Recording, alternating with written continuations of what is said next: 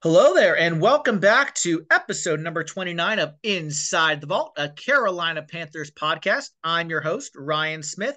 This podcast brought to you by the Keep Pounding Podcast Network, where you can follow them on Twitter at KP_Pounding_FSSN.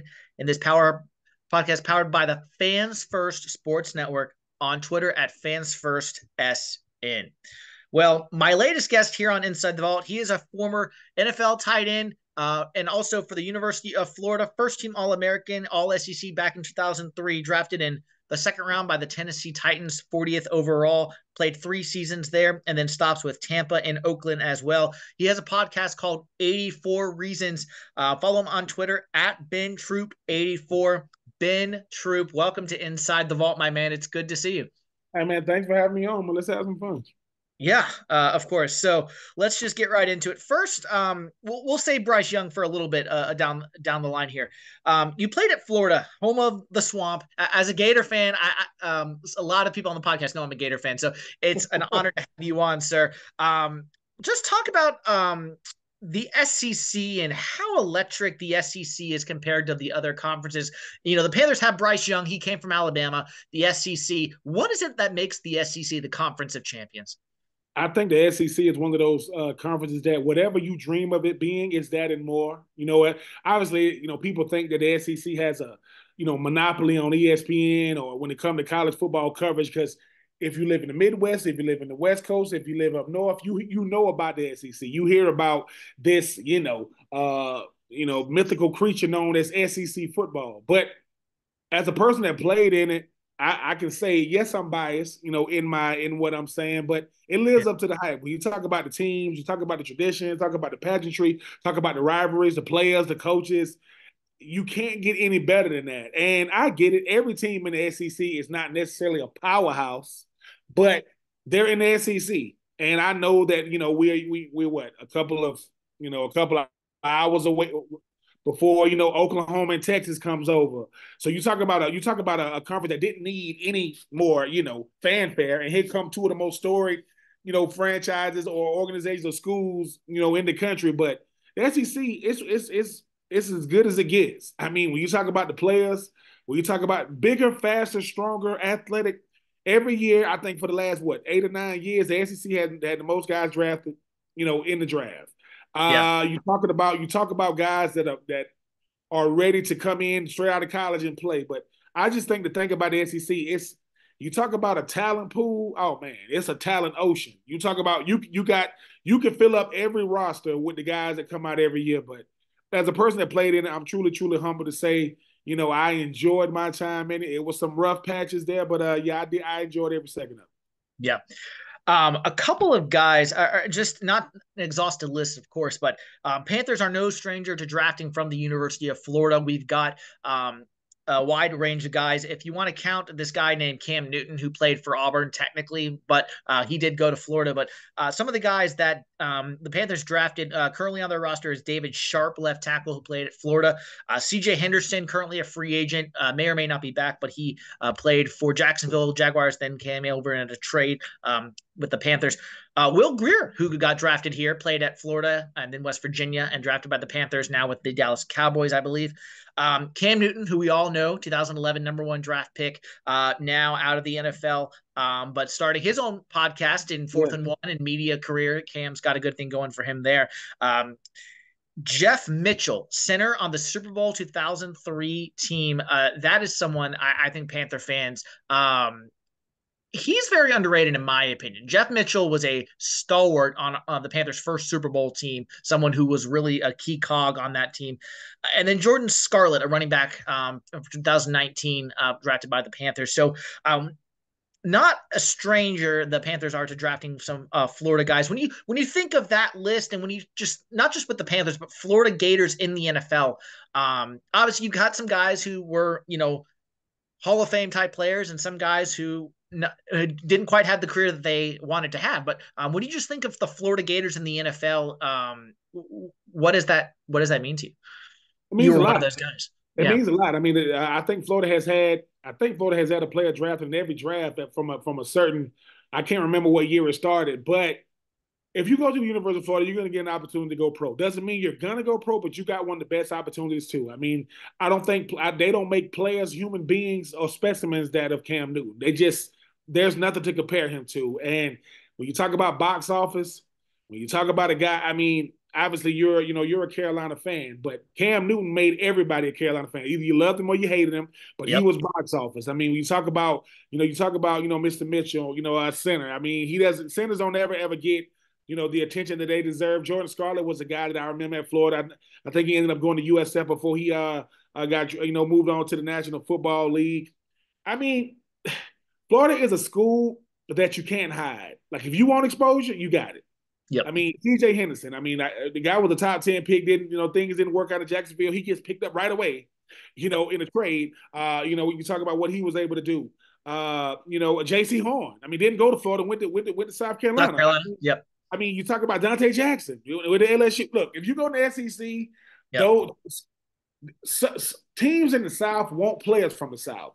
It's not a coincidence because but it's not a huge culture shock. Yes, in the great state of North Carolina, there aren't a lot of major cities. Charlotte is that. I mean, Charlotte represents both Carolinas. That's why they call them the Carolina Panthers. But hey, all the Florida Gators that went up to my John Fox was the head coach of the Panthers when I was coming out, and I thought I was going to be a Panther. Like I think they had like That's cool.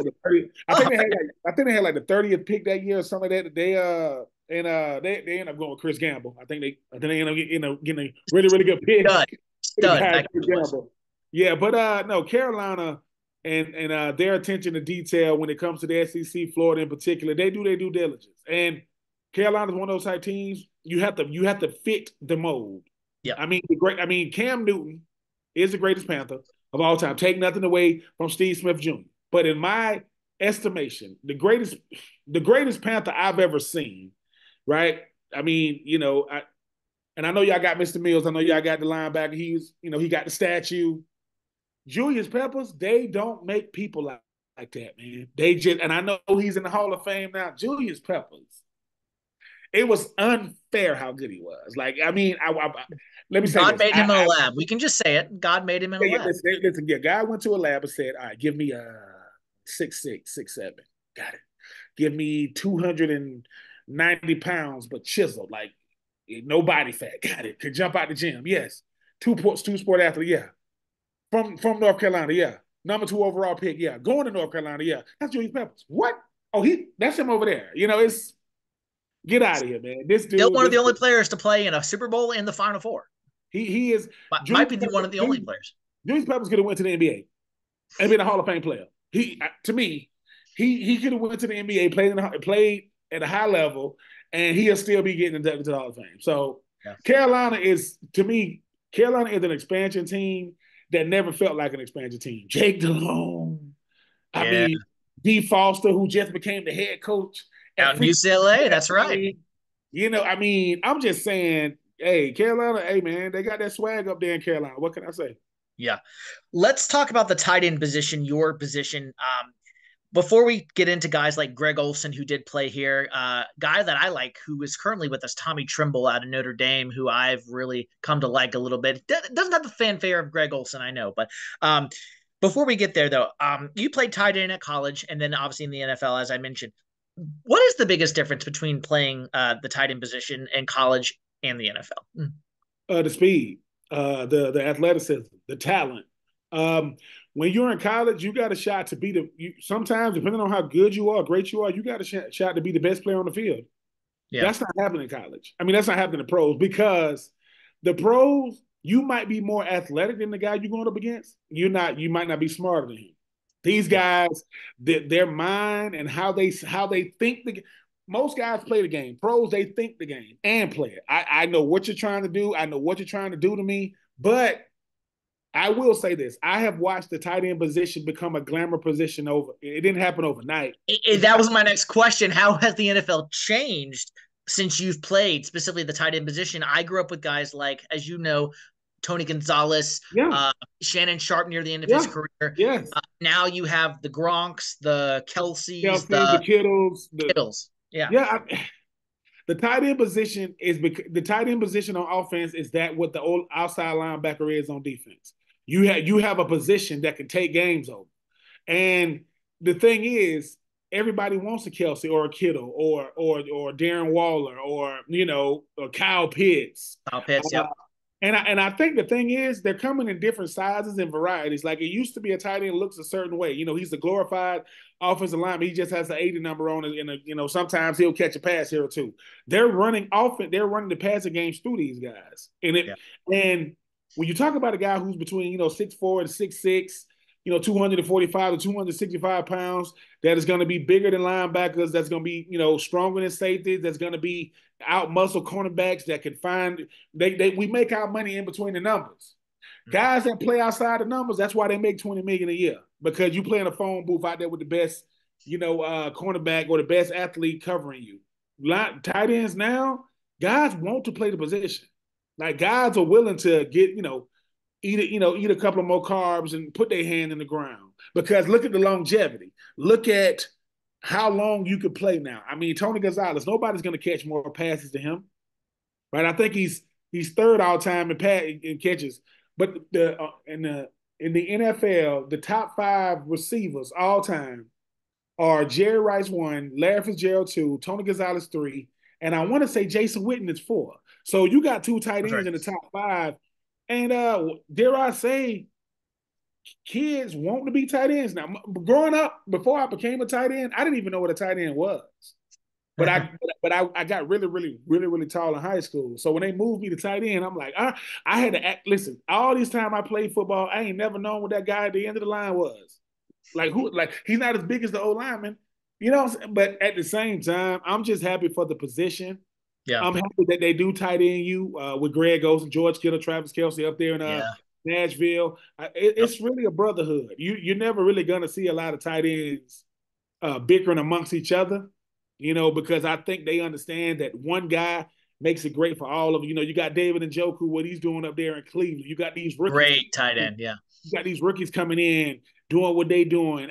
I'm just happy for the entire position because it's not enough of us to bicker, but when we come together, hey man, listen, David. I mean, I just know that what's his name, Thompson, that played for Carolina, played at Florida. He ended up transferring. He was down there with you guys. I went on his podcast before. I'm always gonna be biased when it comes to the tight end position, not just because I played it, but Colin Thompson. Yes, Colin Thompson. Yes, my bad, Colin. I came on his podcast some years back, man. And what I know about the tight end position is if you ain't got one, you want one. And if you do got one, you're looking for another. Because you can never have enough. Yep. And hey, the greatest play in Philadelphia Eagles history, Philly, Trey Burton, yes. two Nick Foles, tight end at the University of Florida. So Trey Burton. Let him do Trey Burton. The man. Yeah. Well, and that's where you lead me into my next question. Panthers have had their share of tight ends. You could say that they're struggling a little bit at the moment, but looking back, Wesley Walls, stud tight end for the Panthers. That was my guy growing up when I was my childhood. Greg Olsen out of Miami or Notre Dame, depending on what you think. Then you have, why am I blanking on his name now? Jeremy Shockey, thank you. He played with Cam with Olsen there for a second. Obviously he played for the Giants for most of his career, but yes, he had a cup of coffee with the Panthers. Dante Rosario, everyone remembers him for the Charger touchdown catch in the opener with John Fox out in San Diego. Panthers have had, and I could go down the list, but those are the ones I'll just hit on now. And then Tommy Tremble, going back to him, he's a guy that is currently on our roster. I believe Ian Thomas and Stephon Sullivan are the other guys on the roster as well. Did you get a chance to look at the Panthers this season a lot, specifically the tight end position? I know you said your son is a Panthers fan. Yes. He lives in the area. One, what did you think of the Panthers in the tight end position this year? And what do you feel like someone like a Tommy Tremble, when used the right way, could break out for the Panthers?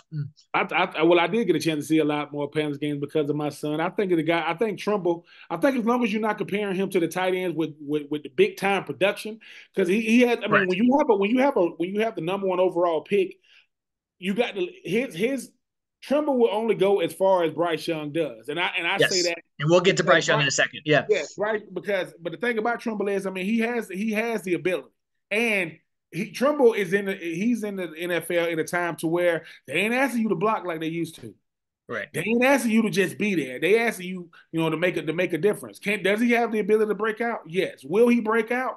It's going to We'll depend see. on breaking out depends on two things: consistency and an opportunity. Period. If he is consistent and they give him an opportunity in an NFC South that I mean, it's anybody's division right now. Yep. Tampa Bay Bucks defense ain't what it used to be. No one's really afraid of all those names in New Orleans. I know they got a bunch of names like Yep. yeah, like Honey Badger and so on and Yep. so Jordan and all that. But Trimble to me is a guy that you just look around your division, you start saying, the tight end position in New Orleans ain't what it used to be. I know they got Kyle Pitts, and Jonnu Smith over there with Atlanta, but they literally will not throw the ball to them. I don't even know who the tight end is. Since Gronk left Tampa, they don't throw the ball to Cade the tight Otton. end. Cade Yeah. Otton. So I think that for a guy like Trumbull is every division you want to have a leader at every position. So Yeah. if he's saying, "Hey man, I know we got that unicorn over there in Atlanta, but unless they get a quarterback that can get him the ball, he's just gonna look real pretty with a single digit number every Sunday. They're not gonna throw it to him." Yep. Yep. Trumbull is the guy that has a quarterback in Bryce Young, which I know we'll get to, that he's just looking for somebody solid. And I know he got, Thielen and different guys that can help, but tight Yep. ends are supposed to be quarterbacks' best friends because our routes are always intermediate. We're running 10-yard ins, 10-yard outs. We run it, a wide stick, and sometimes they'll let us go down the middle. Just catch a little seam route. Trimble developing a rapport with Bryce Young will help him get more passes thrown to him because it really doesn't matter what the OC wants. If Bryce says I'm comfortable with Trimble, I'm throwing it to him. And Yep. and to me, at the end of the day, I look at Trimble not in the same, and I'm gonna say this. Yep. Trimble to me is a guy like an Evan Ingram that's now in Jacksonville that came from the Giants. Yes. But Trimble is already in the right system. Yes. Evan Ingram wasn't in the right system. You put him with the right guy, look, 100 catch tight end. I'm not saying Trimble got to catch 100 balls, but can Right. he catch 70? Yeah, I think he can, and that comes with just five catches here, 10 catches there. So Trimble, you got to listen. You definitely got a fan over here. I just want to get you in that Carolina blue. The all black uniforms are nasty, by the way. They are nice. But Yes. Trimble got a shot, especially they draft. They got him there to make sure that he grows as Bryce does. But hey, man, go out there and make it happen. Work on being consistent. When the Yeah. ball come your way, just come down with it. And hey, man, show us what you can do with the ball in the end. Yep. Well, I wanted to save Bryce Young for the second half of the pod, so let's go ahead and get into Bryce Young now. Bryce Young, number one overall pick by the Carolina Panthers last year in the 2023 NFL Draft out of the University of Alabama. Let's start with kind of an open-ended question. What did you see from Bryce coming out of Alabama during your time watching him at college? Boys. I mean, when you talk about who preceded him, I mean, you talk about Jalen, talk about Tua, talk about Mac Jones. It is him, right?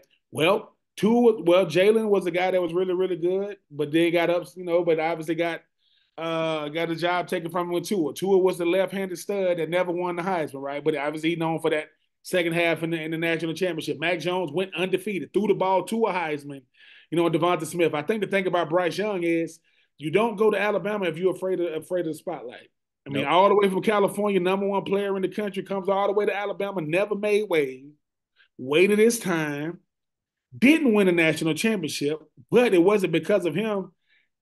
I think he's built for what he now. He's not a big dude. I mean, that the Yep. biggest thing with Bryce is when you meet him in person, you like, that's him. That's him. It's like he's not big Right. by no stretch.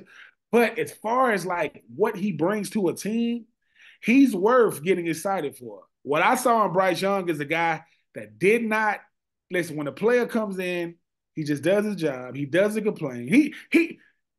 He makes his complaints at home when no one knows. When he comes out there on the practice field, when he comes out there on the game field, listen, the guy he can play. You don't get drafted #1 overall just because no one else in the draft was good. I was just the best guy coming out. Yeah. Like, take nothing away from C.J. Stroud, take nothing away from Anthony Richardson and all these Yep. players, Yep. but I think for me, Bryce Young has to live in the shadow of a Cam because people, oh, #1 overall, he's not him.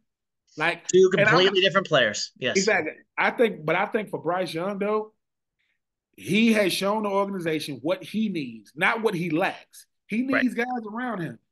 Like, you give me the weapons, I can get him the rock. And I think I think Bryce Young's greatest attribute is, man, he's hungry. Like, he's a guy that just says, look, man, I want to be the reason why we win.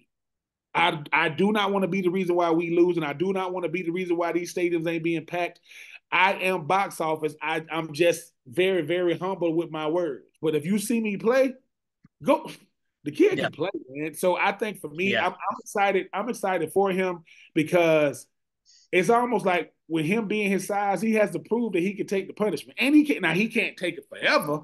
He Sure. can't do it forever. But a guy that comes in who's the #1 overall pick, who can't hide, who everybody's going to, jersey sold out on billboards, people going crazy. People want to see him.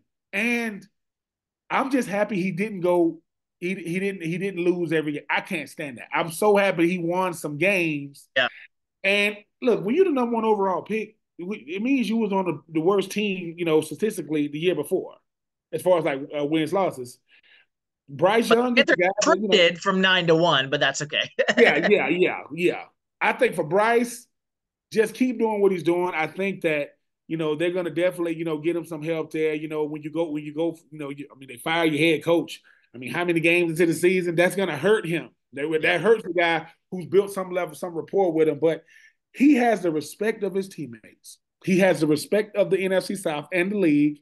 And people looking for, listen, you make the biggest jump from year 1 to year 2. They give him some weapons. And once again, who saw Baker Mayfield winning the NFC South? Not me. I didn't see that. You give him some weapons. I think he got a shot to make a huge leap in year 2. And I think the NFC South need to be put on. They need to be warned. This young man is coming. Yeah. Well, and I know people have heard this and they're gonna deny it now that CJ Stroud did so well. But the Texans, there was talk that they were gonna be #1 for a second or two, and they would have taken Bryce Young. I mean, they'll never admit it, but they were going to. But anyway, that's neither here nor there. You mentioned Bryce being staying healthy. He missed the one game with the ankle, but Will Levis, Anthony Richardson, and CJ Stroud, all bigger guys than Bryce, much bigger. All missed Yeah. more games than Bryce Young did in his rookie year. So yeah, he can definitely take the hits, but like you said, you don't want him to take it forever.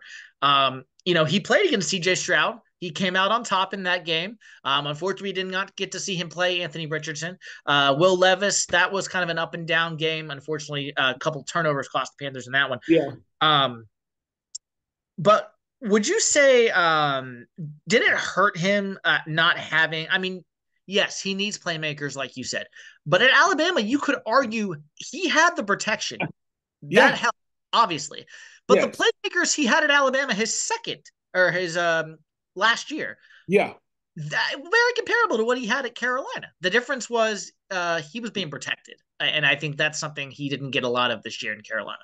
The difference was he was on the best team, on one of the best teams in the country. See, when you at Alabama, you expected to get it done, but look at what they have. If you don't have the best team, it ain't but one or two teams that might have better players than you, if that. I Right. think the thing about Carolina is, in spite of what he had, he still produced. See, most Yeah. players, they only can produce if the guys around them are top tier, Right. right? But how much did Bryce Young learn with a guy like Adam Thielen, who's telling him about the game, not just what he sees? Hey man, listen, with this coverage, man, you might want to. That's the type of things that are invaluable because everyone knew when Adam Thielen came over. It's not like he's coming over to be a 1,500-yard receiver, but got a lot of young receivers. You still got Marshall, coming out of LSU. You had certain guys, but I think the thing about Bryce Young is he said, look, man. Give me 11, give me 10 guys, man, that want to run out there with me, man. Let's see what happens. Because think about this, right? If he goes out there and he has, a Chase Young on one side or Justin Jefferson on the other side, they're not gonna give him the credit. They're gonna say, well, look who you got. Right. Whereas when you don't have those things, and like you mentioned, when I go head to head, because CJ Stroud versus Bryce Young, that's the future of the NFL. That's what you're watching. Yep. I yeah, CJ Stroud goes on to win, Rookie of the Year. Well, CJ Stroud to me was in a weaker division. The NFC South, it ain't much better, but it is better than the AFC South. It is much better than the AFC South. So I think with the competition that he had, how he showed a lot of grit, how he didn't point fingers. And I think in today's world with so much social media and sensationalized media and trying to go viral, Bryce Young got that. Listen, man, he got that $100 million smile, right? Yeah. He goes out there. I mean, Hard Knocks coming up there with Aaron Rodgers and them, just seeing him. I think that the what they call it, Camp Confidential or whatever. Yep. Whatever That's right. Yep. doing, That's right. that kind of stuff helps because people want to know about this dude, and he knows. He Bryce Young knows. Hey, man, just learn to smile. You got the look, right? The game, you got the game too. I get it. And I don't know if Cam Newton is allowed around the facility. If he is, you get to go talk to him and tell him. I would assume so. I would assume so. I believe that Cam will tell Bryce, man, no matter what, win, lose, or draw, you got to be you. Because when you're doing that, people know how talented you are. You're gonna have that. Oh, I thought he was bigger than Tua's not that big either. Like Tua's not the tallest guy you ever. Like Cam Newton got people thinking that Cam Newton like 6'5", almost six. Like no. But I do believe in Bryce's ability. I do Yep. believe in his intangibles. And like I said, they were trying to look for flaws in his game when he got picked number one overall. But if you go from 9-1, that means, hey, listen, I don't want this guy to get away. I want this guy. I like his ability. Pretty ball. Has some zip on it. Gets the ball out on time. Doesn't pat the football. Doesn't have happy feet. Yeah. And he's looking to throw before he runs. Everybody now, people hear the dual threat, they think, oh, he's looking to push the ball down the field. I think Carolina got a night. If they keep him healthy, man, I think they got a franchise quarterback on their hands. Well, let's get you out of here with some basic predictions and thoughts on go a little bit deeper for our listeners in Bryce Young. So let's start with you mentioned some of the things he does well, but go a little bit, just a little deeper into that. Like what specifically does he do well, and what did you see from this past year, his rookie year, that he can take into his second year and beyond? He said he's on rhythm. Most of the time when it comes to quarterbacks, a lot of times they want to improvise. They want to do things to show off the fact that no, he's a rhythm guy. He's a guy that gets the ball out on time, and he doesn't let his lack of size inhibit his ability to push the ball down. Because he's like a Drew Brees type. Like he Yeah. got to get he's really got to get his 5-step drops because but he still steps up into the pocket, he steps into his throws. And the thing about him is he's a listen in the NFL, he's not a jag. A jag means just another guy. He's Just, not. just a He's guy. not. Yep. Nope. And the thing about Bryce Young is if you give him a shot, he can win you games. Like That Green Bay Packer game was a great example. I know they ran out of time literally, but that was an example of just when he hits the protection, when he gets everything out on time, and the receivers are helping him out, he can he's cook. a Bryce Young is one of those type guys that he plays football like you may only watch him play one time in your life. Like I'm a play, and he doesn't put himself in harm's way. He knows how important he is to the team. He don't put his body in positions to where he gonna take hits sometimes. I mean, he's a quarterback, but to be the number one overall pick, knowing that I might not have the team around me and to only miss a game, that's durability. When I played, it was 16 games, so the extra game, he's durable, but I think he has gifts on top of talent. He has some things that once they get the protection and they get the weapons, he's gonna make life easier on the offense when you give him what he needs. It's Yep. like if Bryce Young to me, I mean, he's a well-oiled machine. He's just a sports car. He's not a sedan. He's not Right. a big, right? But listen, he gonna say, "Look, man, I'm gonna do everything I'm supposed to. I'm gonna keep. Listen. I'm gonna make sure I take it to the car wash. I'm gonna make sure I get it's all tuned up. I'm not gonna be, riding all times of the night in these Charlotte streets.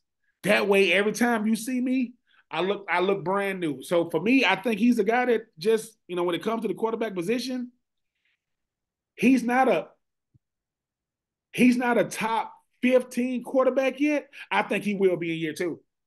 And I only say that because he hasn't peaked. You know how players they so good, you go, dude, I don't know if he can play better than that. No, Bryce Young is telling Oh, he people, can. oh, Yeah. when he's Oh, saying I you know. like that, it's almost like Bryce Young is one of those people to where he's a chef and he brings you out a dish. You're like, man, this is good. He goes, you like that? Yeah, that ain't even nothing. Wait till I really cook. Wait till I really show. So, and I'm happy for him because he wanted to be a Panther. He know nothing against Caleb Williams, but he ain't doing this. I don't want to play for it. Are you serious? And I was in the 2004 draft where, Eli Manning went number one and Phillip Rivers went number four, and Eli Manning said, "I'm not playing for the Chargers." And it's just crazy Yep. stuff. He's Yeah. built. He's a California kid, but Southern is running all through his blood. Now, being in Alabama, going up to Carolina, and Charlotte. and Yep. and I will give Carolina this much credit. When you take a California kid who's used to the South now, and he don't have to, Carolina's a big city, but he don't have to like adjust to the culture. Right. He don't have to do that. And the city loves him, man. The Yeah. city, they love him, man. Because players can say what they want. People say, "I don't care what the fans say." That is a lie. Yes, you do. That's a You want lot. the fans to love you, and fortunately for him, they do. And then conversely, what are some improvements that you think he needs to make in this offseason so we can go into year two on a better track? Some people mention, his footwork. What are some things that you've seen? Yeah, I was gonna say that his footwork sometimes it can get a little choppy, and it's easy for me to say that, but when you got 300 pound guys barreling down on you with the pocket closing up on you, Yep. sometimes your footwork could be the difference in a completion or a pick. And for him, number one, because of his overall makeup, everything has to be fundamentally sound. He has to be fundamental, and the reason why I say that he's fundamentally sound when he has to improvise, it won't be because of lack of mechanics. Yeah. Like once again, I go back to Drew Brees. Drew Brees, two things he gonna do. He gonna get the ball on time. He gonna lick his freaking fingers before every freaking. I don't know how many times he licked his fingers a game, but look at what he was able to become in New Orleans. So for me, I like Bryce. Bryce Young is definitely gonna. He has to work on things that every quarterback does, but because he's number one overall pick, we gonna over scrutinize. Get your footwork down, get your mechanics down, get your fundamentals down. Because the thing about Bryce is he don't have a lot of flaws to his game. Like people have to make stuff up. Oh, I don't like the way. Listen, he got a nice delivery. I mean, a nice high arc when he gets the ball out. Because you got to think, man, you get coached under Nick Saban. That's a lot of four-letter words, right? You're gonna know how to play the position. Oh, yeah. But with Bryce, and fortunately for him, he's gonna have to get a little bit. I mean, he not. And when I say bigger, I don't mean thicker, but he can stand to put on 10, 15 pounds. And what he didn't understand before he played last year, now the nutritionist saying, "Hey, you see what I mean now? Because look, man, padding only do so much. Mhm. Padding can't save you when they land on you. So Yep. get a Yep. little bigger, work on your fundamentals, work on your mechanics, listen, as Tom Brady, what made Tom Brady the greatest was he says, I worked on the mundane, boring stuff like a madman. Yep. That way, he said, so what I lacked athletically, I made up for in preparation. So preparation is a separation in any sport. He go out there and prepare himself. I think year two, look out Carolina, look out NFL. I think he's coming.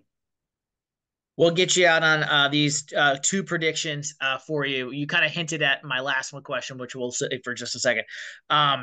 Bryce Young, what is his to-do list this offseason? What is if you were coaching Bryce Young, what is your to-do list for him this offseason? Go back and look at the film and be very, very, very, very critical of yourself. Like the way in which because we only had like an hour or 2 hours a day when we sit in the meeting room, go back and look at it and take and look outside yourself and say, if I'm looking at this kid like Bryce Young, what is he not doing? What could he have done better every game? Because when he does that, he's ready to say, all right, man, I take my game to the next level when I criticize myself way worse than a coach would. Because coaching can only say so much because he's the number one pick. So to him, when he makes a good throw, because he know it's a great throw, Bryce. But in his mind, he knows that wasn't a good throw, man. Stop that. Yeah. That Yeah. wasn't and number two is, look, new coach, new regime, let them know, hey, coach, I'm your guy now. Like, I know you can't get rid of him. I'm in year two. Because with Bryce, he has to ingratiate himself. He has to really go out of his way to show his teammates who he really is, because it's only one him. There's nowhere he can go in the city. He can't hide. He's doing charity functions and football camps and appearances. Make sure your teammates know, hey, fellas, I'm one of y'all, even if the media gonna say they're gonna say Bryce Young and the Carolina Panthers, because that's how you introduce teams. So one, go back and look at that film. Two, man, go eat a couple of more peanut butter and jelly sandwiches this offseason, man. You gotta get a little bigger, right? And number Yeah. three, well, three and four, go talk to the head man and go make sure your teammates invite them over to your house, man. Like, show them, hey man, I'm I'm I'm just like y'all. I don't have this. My responsibilities are different. My expectations are different. But the more he can show his teammates who he is, they gonna go. They gonna do even more for him come 2024. And we did not have time to get into Dave Canales, who you mentioned, head man, new coach of the Panthers. I'm excited to see what he gets to do. Like you said earlier in the podcast, Baker Mayfield. No one saw him in the Bucks this past year, but Canales led him to a completely different player. Excited to see what he does with Bryce starting in year 2 this year. My last question for you, Ben Troupe, been a guest, excellent guest here on Inside the Vault. I think you already said it, but for the audience, one more time. What is your boldest prediction in 2024 for Bryce Young in year 2? What is that going to look like for him? What's a bold prediction that you got? Pro Bowler. I think he could do it. When I say Pro Bowler, not all pro, not Right. not not first team All Pro, but well, like I said, the things that he lacks is above the neck, right? I mean, obviously he got to get his footwork down, but that's repetition. But Bryce Young, dare I say, he's ready for the big times. I give you this. There's another player he played in Carolina, not at Carolina. He had his long hair. He played at Clemson. His rookie year, he showed flashes. What they Mm-hmm. do in year two? Went to the playoffs. Now, can the Carolina Panthers make the playoffs in year two? I think they can. And because the division and the competition. Most of the guys in that division, I mean, I know that Mike Evans just signed a new 2-year deal. Well, Mike Evans, he ain't no spring chicken no more. He a good player on Sunday, but Tampa, New Orleans, Atlanta. I'm a Falcons fan, unfortunately. I just don't see them doing nothing, right? New Orleans has a lot of stars, not a lot of production. Can you beat Tampa? You can do that. Because I say it to say you prepare your team to either be the best team in the division or beat the best team in the division. Right now, you got to beat them. You can beat them. Pro Bowl one, because that's individual validation of what he just did. Yep. Get Carolina to the playoffs, man. You think the city love you now? Hey, man. And so that is my bold prediction in 2024, only because, like I say, new coach. Look at what a new listen. Look what Doug Peterson did for Jacksonville, right? Mm-hmm. Look at what Baker Mayfield did for the Bucks. Now Dennis Allen, David Carr. I don't know about the jury's still out on that, but I think Carolina got a shot to have a Pro Bowl quarterback and a playoff team come 2024. And that's a good place to end it. My guest today has been former NFL and Florida tight end Ben Troupe. Follow him on Twitter at Ben Troupe84. He's got a podcast called 84 Reasons I Can Vouch. Great podcast. You'll hear guys like Dallas Baker and others on there. Ben, so good to have you on Inside the Vault. Is there anything else you want to plug since we got you? Man, my nonprofit, The Uncommon Crew, that's The Uncommon CRU.com.